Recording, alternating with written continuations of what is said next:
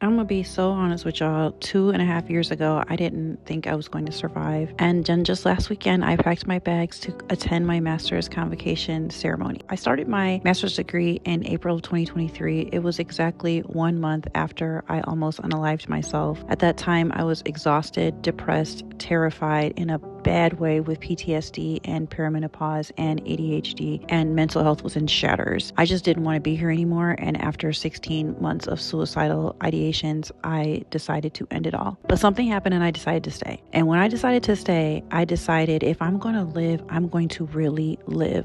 So I moved forward to start my podcast and to get a degree. And for me, it wasn't about prestige. It's not about a guaranteed job. For me, it was really about survival and buying myself time and believing with a mustard seed of faith that my life could still expand if I tried. There were so many days while I was getting this degree that I did not know how I was going to pay my rent. There were so many days that the poverty that I was experiencing felt just as dehumanizing as the domestic violence that I had survived before I got into all this. There were so many times that I felt like giving up would just be easier, but I didn't.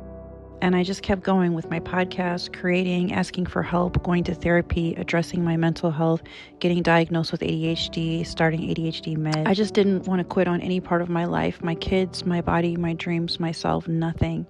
So getting here was an act of faith, and I didn't even know how I would afford it, but I just decided to move forward. And standing in that auditorium surrounded by thousands of other people, I could not stop crying because it wasn't just a degree for me. It was proof that I survived and that I kept going and that I didn't let the hard seasons of my life define my ending. I'm so proud of myself, not just because I finished, but because I refused to disappear. So if you're watching this and you're barely hanging on, please hear me.